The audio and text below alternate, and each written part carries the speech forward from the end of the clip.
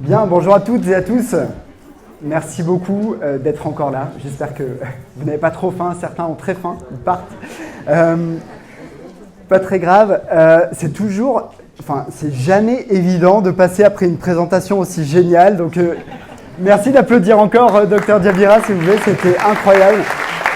Ça fait bien longtemps que j'ai pas vu une présentation aussi cool. Alors, il me semble qu'on a un petit problème de zappette. J'essaie juste, Romain Brice. Ça marche pas, donc je vais devoir te faire un petit signe.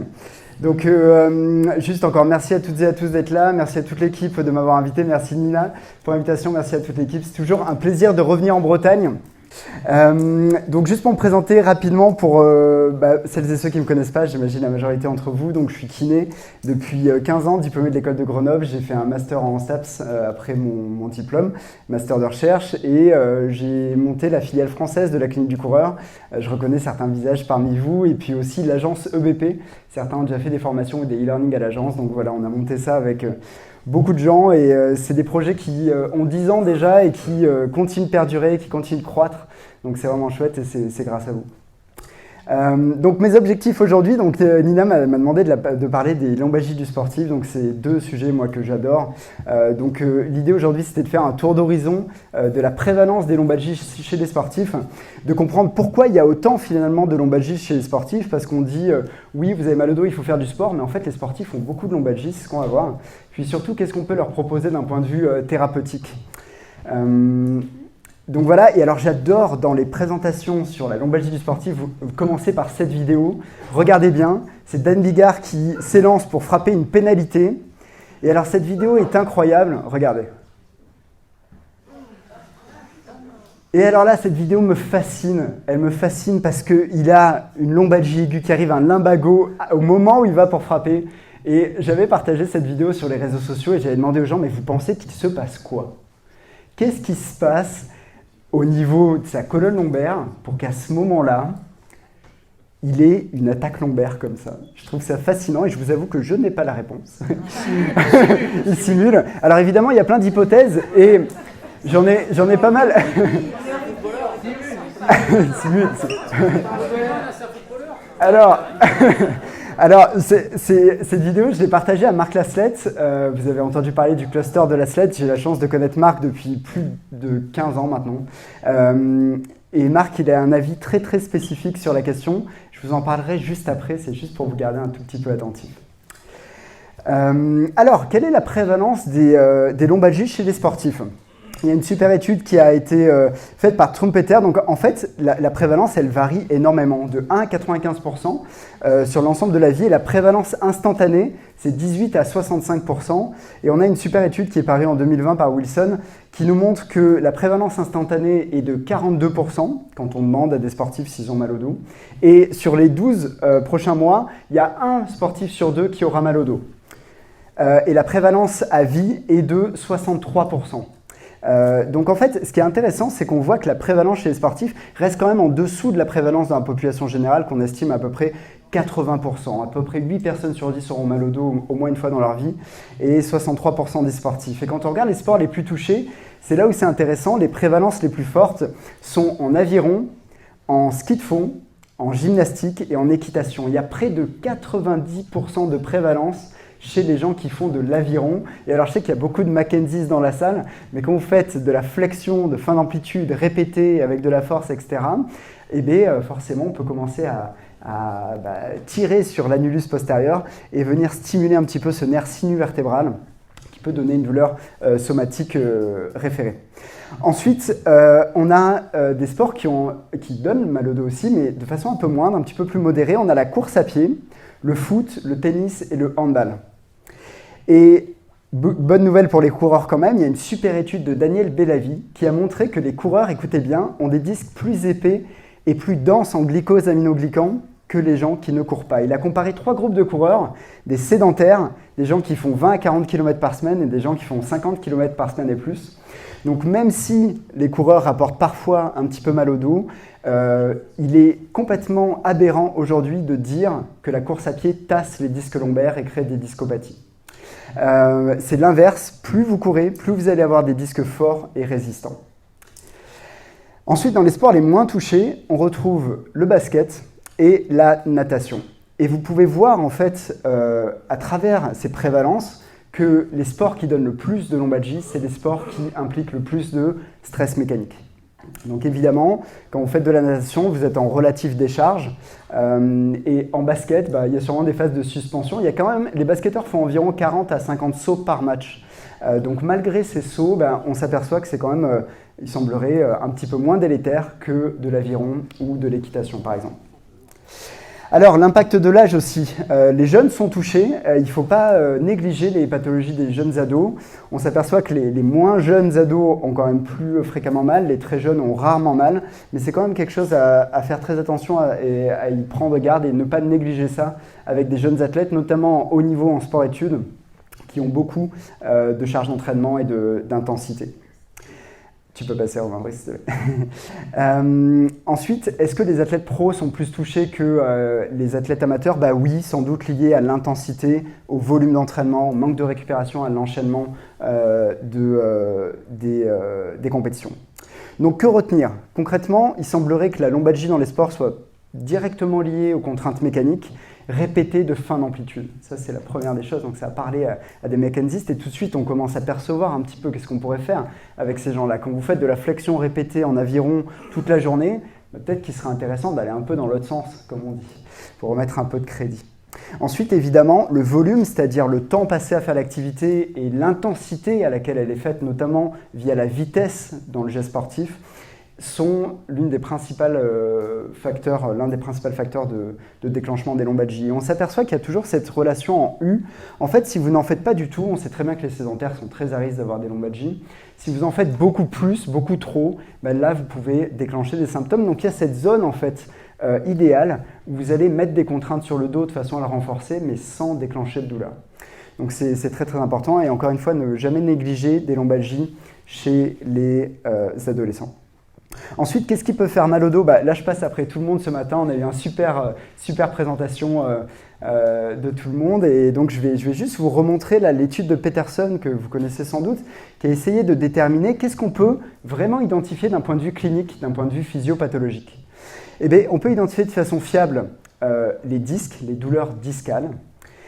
Les douleurs facétaires, c'est beaucoup plus complexe d'un point de vue clinique. Une douleur facétaire, on va voir à quoi ça ressemble, on va voir comment on peut augmenter la probabilité que la douleur vienne de là, mais on verra que la fiabilité diagnostique n'est pas très très bonne en fait sur les facettes. Au niveau sacro-iliaque, Romain Brice en a parlé ce matin. Les conflits disco-radiculaires, là on est quand même bien au fait et puis l'imagerie vient bien nous aider aussi. Les sténoses qu'on retrouvera chez les personnes plutôt âgées, les canaux lombaires étroits, donc quand même plus rares chez les sportifs. Mais spondylolyse et spondylolisthésie sont quand même très fréquents, notamment dans les activités de gymnastique et d'extension répétée. On a bien entendu les fractures aussi. Et le syndrome myofascial, alors tu en as parlé je crois tout à l'heure, c'est vrai que quand on regarde dans l'étude de Peterson, la fiabilité interexaminateur reste un petit peu délicate, donc je ne sais pas, on pourra en reparler si tu veux. C'est vrai que moi j'ai un petit peu de doute parfois sur la précision d'identifier ces syndromes myofasciaux, mais ça reste des syndromes qui sont assez fréquents chez les sportifs.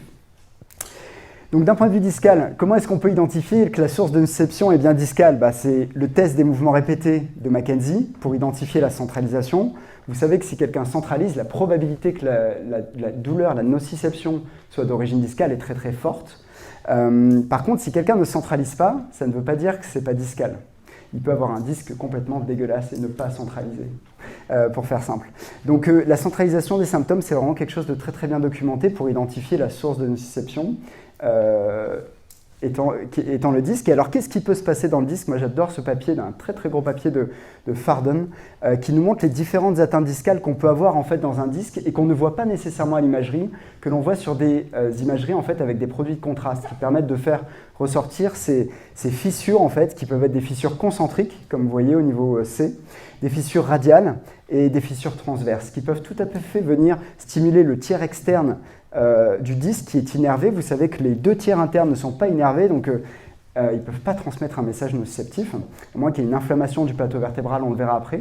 Et on peut donc avoir des fissures comme ça qui arrivent dans la nuit et qui peuvent déformer la partie postérieure et donc commencer à provoquer des douleurs chez les patients sportifs.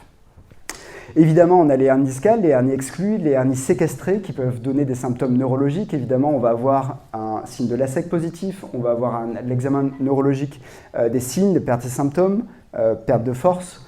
Donc quelque chose d'assez classique d'un point de vue radiculaire, vous avez vu tout ça. Les sténoses, je vous rappelle, pour diagnostiquer une sténose, la règle de Chad-Cook, au moins 3 critères sur 5, un âge supérieur à 48 ans qui est un test très sensible, c'est-à-dire qu'on n'a jamais de sténose en dessous de 48 ans. Des symptômes bilatéraux, plus de douleur dans les jambes que dans le dos, une douleur à la marche ou debout et plutôt soulagé par la position assise, des choses que vous connaissez plutôt très bien pour identifier la sténose. Et alors là, les facettes, moi c'est le truc que je vois encore trop souvent, c'est-à-dire qu'on fait beaucoup de diagnostics de facettes, mais en réalité, c'est assez rare. Ça arrive chez plutôt des personnes âgées. C'est en lien avec une arthropathie articulaire postérieure, avec une douleur assez précise au niveau paraspinal, juste à côté de la colonne. Ça n'irradie pas vraiment. On peut avoir des IRM ou des arthroscanners qui montrent des arthropathies à cet endroit-là. Et c'est des patients qui ne centralisent pas leurs symptômes. Vous avez compris que la centralisation, ça arrive dans le cadre des douleurs disco-géniques. C'est les gens qui ne centralisent pas. Ils sont plutôt soulagés par la flexion lombaire. Ils ont un test d'extension-rotation. Vous connaissez le test d'extension-rotation? On vient en hyperextension et on fait une rotation pour impacter les facettes articulaires entre elles. C'est les gens qui ont un test d'extension-rotation positif. Bien que ce test soit plus intéressant pour exclure, c'est-à-dire si le patient n'a pas mal, on peut exclure le syndrome facétaire. Une douleur paraspinale, je vous disais, à 1 ou 2 doigts au niveau des processus épineux.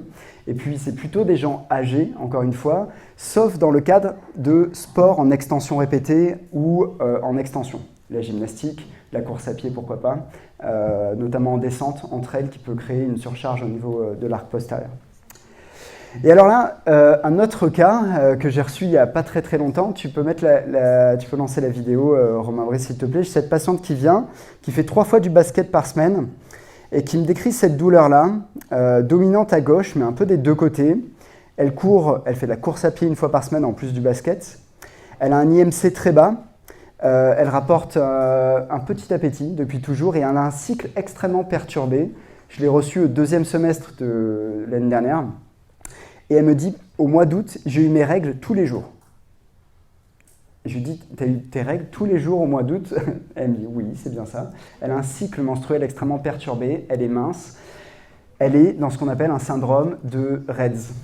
Le syndrome de REDS, c'est Relative Energy Deficiency Syndrome in Sports. Donc c'est quelqu'un qui mange très très peu, qui n'a pas assez d'apport calorique par rapport à sa demande énergétique. Elle s'entraîne 4 fois par semaine.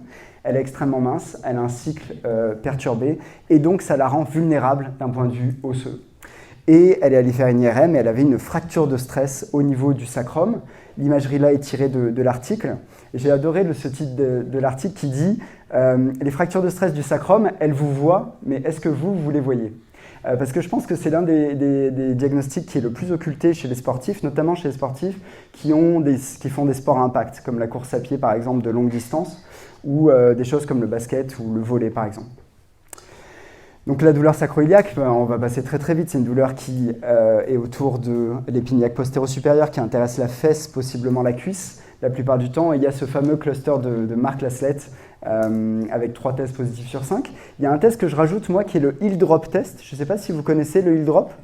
Le heel drop, en fait, vous passez sur la pointe des 2 pieds et vous allez demander au patient de se laisser tomber jambes tendues du côté symptomatique. Ça va créer une force de cisaillement au niveau sacro-iliaque. Donc je vous remonte, vous passez sur la pointe des 2 pieds et vous laissez tomber le patient comme ça, jambes tendues, du côté symptomatique. Ça crée une force de cisaillement au niveau de la sacro-iliaque et généralement c'est un test assez intéressant. Dans le cadre des sacro-iliaques, c'est un test que je veux qui soit négatif, qui soit asymptomatique avant de reprendre la course à pied par exemple ou les sauts. Ensuite, qu'est-ce qu'on a d'autre chez les sportifs qui est particulièrement gênant et particulièrement sensible au stress mécanique? Eh bien, c'est le signe de Modic. Vous connaissez tous le signe de Modic? Une inflammation du plateau vertébral. Le Modic 1 est très inflammatoire.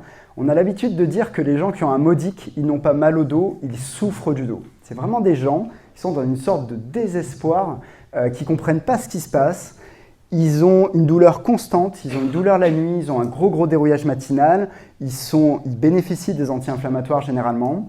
À Paris, pendant quelques temps, on faisait des infiltrations intradiscales. Je vous avoue que ça marchait moyennement. En fait, à 1 mois, ça marchait bien, mais à 3 mois, c'était pareil que rien faire, que placebo, je veux dire. Et à 1 an, c'était pareil. C'est de l'étude, ça a été publié d'ailleurs par le docteur Christelle Nguyen dans un très très bon journal. Résultat, ce qu'on fait maintenant, c'est anti-inflammatoire, quantification du stress mécanique sur la zone. On va essayer vraiment de doser le nombre et l'intensité des contraintes mécaniques au niveau du dos. On va régulièrement décharger le dos dans la journée en espérant que le modique évolue vers une phase dite graisseuse en modique 2 et une phase dite sclérotique en niveau 3 qui est généralement beaucoup moins douloureux. D'accord ? Donc pensez au modique sur des douleurs constantes, des douleurs inflammatoires, des douleurs centrales lombaires qui ne passent pas, avec beaucoup de stress mécanique. Ça peut être un diagnostic très important. Un autre diagnostic assez fréquent, très dépendant au stress mécanique, c'est les hernies de Schmorl, hernie intraspongieuse. J'en ai vu une cette semaine d'un collègue et ça donne typiquement des douleurs où vous avez un arc douloureux. Le patient passe dans un arc, il a mal, il a moins mal, il repasse, il a mal. Pour certains, ça peut être, certains estiment que ça peut être lié à des lombalgies aiguës. Moi, je pense que c'est des choses qui se font graduellement au cours du temps. Je pense que ça peut être très dépendant du statut osseux. C'est-à-dire si vous avez quelqu'un qui a une ostéoporose, par exemple, ou des os pathologiques, comme des métastases ou des choses comme ça. C'est des choses qui peuvent arriver, mais qui sont quand même pas très, très fréquents chez les sportifs. Ce qu'on voit très fréquemment chez les sportifs, par contre, c'est des spondylolyses, donc vraiment par surcharge de l'arc postérieur, une sensibilisation au niveau de l'os. Et puis parfois, une lyse ismique, donc un spondylolisthésis, qui n'est pas forcément instable d'ailleurs, qui peut être tout à fait bien contrôlé, toléré par les patients, mais parfois ils sont instables et ça donne des choses assez caractéristiques, donc avec des mouvements aberrants. Ça, c'est dans la littérature, c'est des gens qui, par exemple, quand ils vont se pencher en avant, ont des déviations au niveau de leur mouvement. C'est des gens qui peuvent avoir des catchs, c'est des gens qui vont se pencher en avant, qui poussent et paf, qui passent et qui reviennent. Je ne sais pas si vous avez déjà vu ça, ça peut évoquer un spondylolisthésis instable. Et puis tout à l'heure, vous parliez aussi du Passive Lumbar Extension Test, très très bon test là-dessus. Un petit peu moins bon, mais quand même pas inintéressant, le Lumbar Instability Test, pour vérifier est-ce que l'activation des spinaux permet de maintenir, en tout cas de limiter les symptômes. Donc voilà, les spondylos chez les sportifs, ça va être assez intéressant. Donc juste rapidement, puisque vous avez faim, dans le bilan des sportifs, ce qui est très important pour moi, ça va être de bien documenter les symptômes sur un body chart. Et ce body chart, pour moi, il est capital. Généralement, je demande aux patients de me décrire ses symptômes et c'est moi qui remplis le truc. Mais des fois, je demande aux patients de le remplir parce que c'est très intéressant, je trouve, de voir comment les gens décrivent et perçoivent leurs propres douleurs. Et donc, on essaye de le caractériser selon des couleurs. Et j'ai appris cette classification, encore une fois, de Marc Laslett, qui a eu évidemment une énorme influence sur ce que je fais aujourd'hui. Je ne sais pas si vous pratiquez comme ça sur la documentation des symptômes, mais il y a vraiment des symptômes très très différents à documenter sur un body chart. En rouge, la douleur aiguë, comme un coup de poignard, un pincement, élancement, tiraillement, on va le mettre en rouge. Les sensibilités au chaud-froid, on va le mettre en bleu. Les engourdissements, anesthésie, perte de sensation, hypoesthésie, on va le mettre en noir. Le jaune, ça va être pour les douleurs profondes, diffuses, difficiles à localiser, sourdes. Les fourmillements, piqûres d'aiguille, on va les mettre en vert. Et les sensations de fatigue, les gens qui vous disent « j'ai l'impression que c'est fatigué là », vous savez pas trop quoi faire de ces symptômes et c'est souvent des profils un peu psychosociaux, on va en reparler, on va le mettre en marron. Et donc, il y a différents types de douleurs. Bon, ça, vous le savez, il y a 4 types de douleurs. La douleur nociceptive, la douleur neuropathique, la sensibilisation centrale et la douleur inflammatoire. Et alors, des fois, ce qui est très intéressant, c'est que vous avez des patients, une patiente que j'ai reçue, qui m'a décrit ça. D'accord ? Donc, en fait, elle me décrit ça et puis je regarde le truc, je lui dis « Ah oui, vous avez pas mal de douleurs. Hein. » Et elle me dit « Ouais. » Et alors, évidemment, est-ce qu'on est sur une douleur mécanique toute simple ? Non, là on va très probablement s'orienter sur une sensibilisation centrale. Et puis des fois on a des choses beaucoup plus simples, beaucoup plus claires, une douleur radiculaire, une douleur diffuse dans l'autre jambe. Et puis des fois on a des gens, pareil, avec beaucoup de douleurs, des symptômes très divers. Et là on se dit mais qu'est-ce qui se passe ? Qu'est-ce qui se passe ? Et puis, des fois, on a des choses beaucoup plus simples, douleur nociceptive niveau lombaire qui irradie de façon diffuse dans la jambe. Et vous voyez que quand on regarde ces body charts avec cette codification de couleurs, vous avez beaucoup d'infos sur vos patients et c'est très très intéressant de partir de ça. Ensuite, dans les douleurs référées, vous savez qu'on a la douleur somatique référée qui irradie de façon diffuse. On a la douleur radiculaire qui va suivre un trajet très précis dominant dans la jambe. Et puis, on a l'atteinte objective de la conduction nerveuse avec un déficit de force ou de sensibilité. Donc ça, c'est la classification d'Anina Schmidt. Vous avez parlé tout à l'heure aussi du DN4, donc j'insiste pas, on va aller voir plus en pratique ce qu'on fait.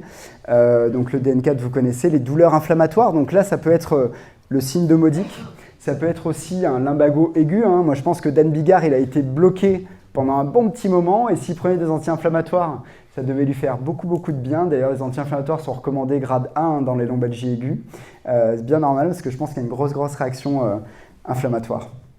Ensuite, la sensibilisation centrale, vous savez, c'est quand le système nerveux central abaisse ses seuils de douleur. Et alors là, c'est les graphiques qu'on voyait tout à l'heure, avec les douleurs un peu de partout. Et les seuils sont tellement bas que la personne ressent des symptômes de partout. Et alors généralement, moi, je fais passer le Central Sensitization Inventory, qui est un questionnaire qui vous permet de savoir si le patient est vraiment en stade de sensibilisation centrale. Il a été traduit en français par Laurent Pitance. Je vous invite vraiment, lorsque vous avez des patients qui ont des douleurs très diffuses depuis longtemps, etc., à faire passer ce questionnaire parce que vous avez des questions très intéressantes qui vont pouvoir mettre la lumière sur certaines choses. Et généralement, c'est très associé à des facteurs psychosociaux aussi. Si le score est supérieur à 39, alors le patient est considéré comme en sensibilisation centrale, même si on sait que ce n'est pas un test parfait, que c'est un élément parmi tant d'autres, etc. Donc voilà. Ensuite, à ne pas omettre avec les sportifs, les facteurs psychosociaux. Pour tous ceux qui ont fait un peu du sport à bon niveau, vous savez qu'il y a plein de soucis qui peuvent arriver, des relations, problèmes relationnels avec le coach, avec l'équipe, avec la famille, de la pression externe, de la dépression, de l'anxiété, beaucoup de croyances chez les sportifs. Tout ça va rentrer dans le cadre des drapeaux jaunes, drapeaux bleus pour les professionnels, etc. Donc, il faut jamais, c'est pas parce que quelqu'un est sportif qu'il n'a pas de facteurs psychosociaux. Il faut vraiment aller explorer ça avec les gens, comment ils se sentent, comment va leur morale, est-ce qu'ils sont bien entourés, est-ce qu'ils sont accompagnés, est-ce qu'ils ont une famille soutenante, des amis, etc. Ou est-ce qu'ils sont isolés socialement. Alors, venons-en à la pratique, avant d'aller manger. Qu'est-ce que vous allez faire demain au cabinet? Alors premièrement, vous avez vu, il va falloir porter une attention beaucoup plus importante aux symptômes et à la documentation de ces symptômes à la première séance, dans l'objectif d'arriver à un bon diagnostic, si possible un diagnostic patho-anatomique. On sait que dans les lombalgies, c'est parfois difficile d'avoir un diagnostic patho-anatomique. On parle alors de lombalgie non spécifique. Moi, je pense que dans les pathologies des sportifs, on peut souvent arriver à un diagnostic patho-anatomique quand même assez clair, parce qu'il y a tellement de contraintes mécaniques que quelque part, à un moment, il y a une structure qui va réagir au niveau de l'isthme, au niveau du disque, au niveau du plateau vertébral, au niveau des facettes, au niveau des muscles. Donc ça va être très important d'arriver à un diagnostic assez précis pour essayer d'apporter une réponse la plus spécifique possible. Vous n'allez pas traiter une douleur musculaire lombaire comme une douleur facétaire, comme une douleur discale, comme un conflit disco-radiculaire, etc. Donc c'est très important pour moi cette spécificité du diagnostic et qu'on aille beaucoup plus loin collectivement sur l'apprentissage de ces tests et ces valeurs diagnostiques. Ensuite, il faut analyser les contraintes mécaniques qu'applique votre patient dans son sport. Tout à l'heure, je vous parlais du nombre de sauts au basket. On pourrait tout à fait quantifier à quel moment mon patient a la douleur qui arrive, au bout de combien de sauts et à quelle intensité, par exemple. Et modérer tout ça, on va voir comment. On pourrait très bien voir avec une gymnaste combien de mouvements répétés elle fait en extension dans sa séance et monitorer ça aussi. En course à pied, pareil, il va falloir analyser est-ce que mon patient met trop de volume, par exemple, trop d'intensité dans sa course. Et en natation, ça va être l'inverse. Est-ce que mon patient ne met peut-être pas assez de contraintes sur son disque pour qu'il soit en bonne santé? Tout à l'heure, je vous parlais de la courbe en U. Parfois, quand on est en décharge tout le temps, c'est pas bon non plus pour le disque. Donc parfois, chez les gens qui font la natation, c'est très intéressant de remettre des contraintes de façon répétée. Ensuite, dans les implications pratiques, évidemment, la première des choses qu'on va faire, puisqu'on ne va pas chercher à arrêter les athlètes. Vous savez, moi j'adore les gens qui vont voir les collègues ou les collègues médecins ou kinés ou ostéo, et puis dès que la personne a mal, on lui dit non, il faut tout arrêter 3 mois. c'est une catastrophe. L'enjeu de la rééducation, c'est de dire je vais essayer de vous maintenir le plus actif possible dans votre activité, de façon à ce que vous puissiez vous faire plaisir quand même, continuer de vous entraîner sans exacerber la douleur. Donc généralement, ce qu'on fait d'un point de vue kiné, c'est qu'on va manipuler certaines variables, comme par exemple l'intensité. Si quelqu'un a mal au dos en course à pied, on va lui dire d'arrêter de courir vite, par exemple. Ça va déjà fortement diminuer les contraintes. Ensuite, chez les sportifs qui vont en fin d'amplitude, on va leur demander d'éviter les fins d'amplitude ou de réduire la fréquence des mouvements qui les amènent en fin d'amplitude. Ça va contribuer à la réduction des symptômes. Ensuite, une fois qu'on aura fait ça, on pourra diminuer le volume. Tu t'entraînes 6 fois par semaine, on va passer à 3, on va diminuer le volume par 2 et on va faire de l'entraînement croisé à la place. L'entraînement croisé, c'est l'entraînement qui permet de conserver les qualités physiologiques de l'athlète sans exacerber la douleur tout en accélérant la guérison. Donc typiquement chez une gymnaste, ça pourrait être de diminuer la vitesse et l'intensité qu'elle met dans ses sauts. Ça pourrait être de limiter la fin d'amplitude si elle fait, je ne sais pas, des poids en arrière, d'arrêter ça, de passer de 6 entraînements à 3 entraînements par semaine et de faire du vélo, une activité plutôt en flexion, pour conserver son cardio et faire de l'entraînement croisé sans exacerber en hyperextension. Ensuite, parce que vous savez, souvent nous en kiné, on se dit il faut qu'on renforce nos patients. Il faut qu'on fasse plus de renfo, la personne a mal au dos, il faut faire plus de renfo. Mais le truc, c'est que des fois, nos patients, ils sont sur leur ligne rouge déjà, ils en font déjà trop. Donc en fait, il faut analyser, est-ce que mon patient n'en fait pas assez, il faut que je le renforce, ou est-ce que la personne en fait trop et il faut que je réduise, il faut que je diminue les contraintes. Et c'est difficile parce que on dit oui, sur de la lombalgie, il faut faire de l'actif et tout, mais le truc, c'est que des fois, il faut décharger la colonne, il y a un excès de contraintes mécaniques dans la zone. Donc c'est vraiment là qu'il faut faire attention, on va décharger pendant un petit moment le temps de retrouver un niveau de douleur basale. Et ensuite, généralement, ce qu'il faut refaire, c'est refaire des fondations solides par un travail de force, avec des activités comme le squat, soulevé de terre, du rowing bar, good morning, par exemple. Tous ces exercices-là vont être très très importants pour renforcer au niveau du dos. Banc à lombaire aussi, qui est complètement sous-estimé. Je trouve ça vraiment très très intéressant. Et puis ensuite, il va falloir bien entendu se diriger vers la spécificité du mouvement sportif de l'athlète, réintroduire de la vitesse et de la fin d'amplitude, graduellement. Ensuite, et dernier point, n'oubliez pas les facteurs psychosociaux. Allez explorer avec vos patients athlètes comment ils se sentent, est-ce qu'ils sont bien entourés, comment ça va le moral, est-ce qu'ils voient des gens ou est-ce que leur pratique sportive les fait s'isoler de leurs amis, etc., de leur famille. Vérifiez aussi la qualité de la relation avec l'entraîneur, très très important. Donc voilà, des petites choses à ne pas oublier. Je vous remercie beaucoup pour votre attention.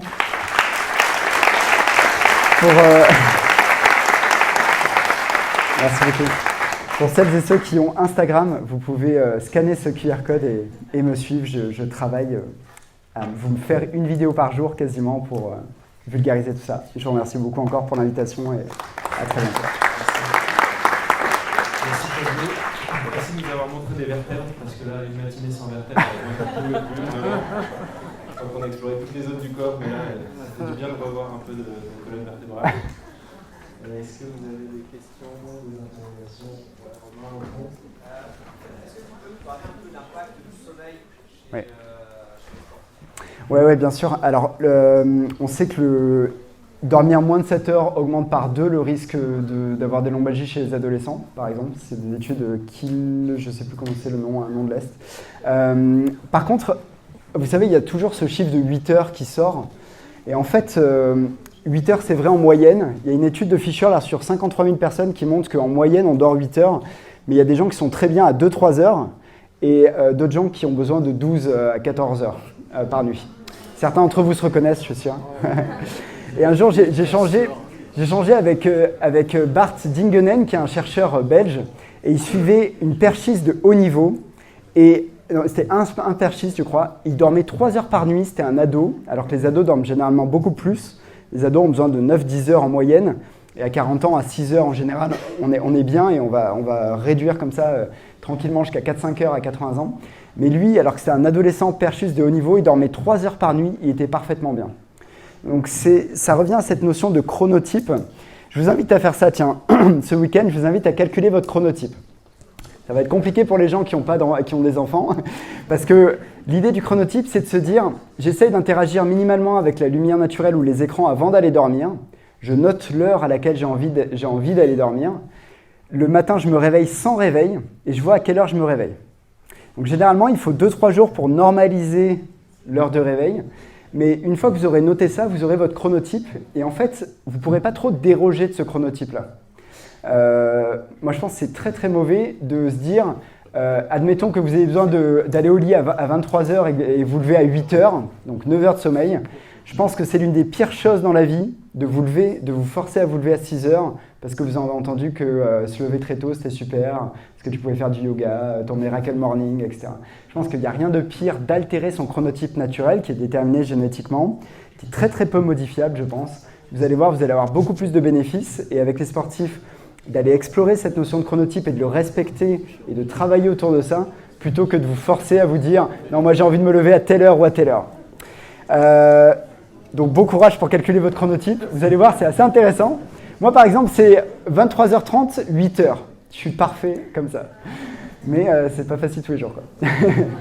Faut travailler. D'autres questions? Oui. Sur les footeux? Ah, alors, l'hypothèse pour le rugbyman? C'était un rugbyman. Ouais, alors, l'hypothèse pour le rugbyman. J'en ai parlé avec Marc Laslett. En fait, j'en ai parlé avec deux personnes, de façon approfondie. Marc Laslett, pour lui, c'est clair que quand il fait ce mouvement vers l'avant et qu'il va pour réintroduire l'extension pour frapper, pour lui, c'est clair qu'il vient finir une fissure radiale dans l'annulus. Ça, c'est la théorie de Marc. Maintenant, j'en ai parlé aussi avec Rémi Ollier. Vous connaissez Rémi Ollier? C'est un kiné qui est spécialisé dans l'approche psychosociale.